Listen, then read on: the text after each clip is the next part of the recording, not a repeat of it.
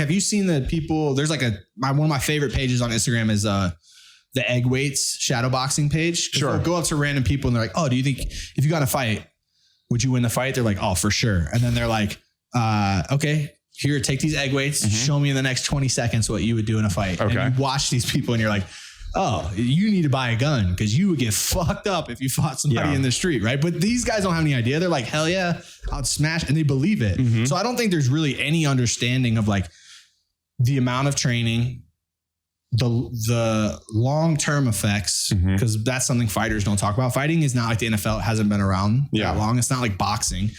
But like you'll start to see here in the next like 10, 20 years, more come out about that. Just how it's not. I mean, it's not good. No. And it's not necessarily the fights. It's the everyday of training and taking head trauma. And like, it's just not good. It's not the 15 or the 25 minutes. Right. But the fighters know that.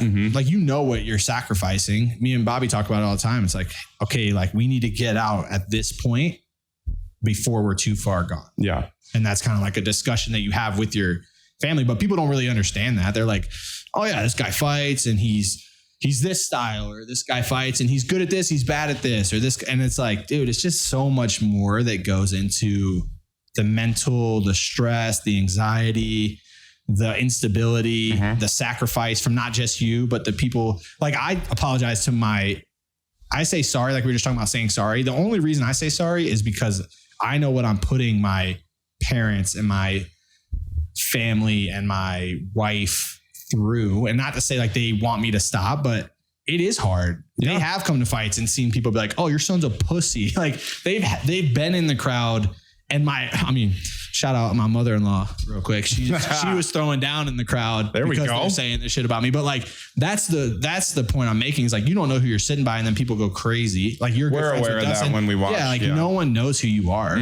Right. So they just, like, the things people say are like the worst things they can say about somebody who is your friend and who you're like, he's not that. You don't know this person. And you're already in this emotionally charged environment. Yeah.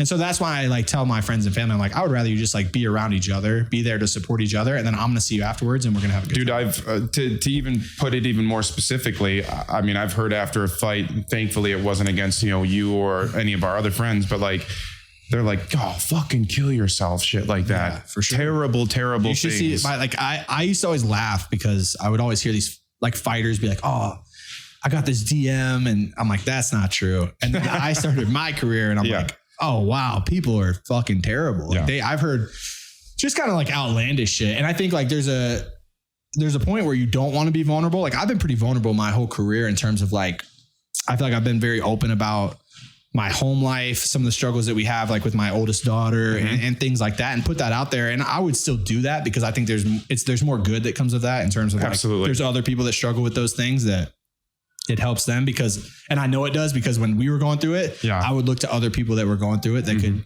give me some insight.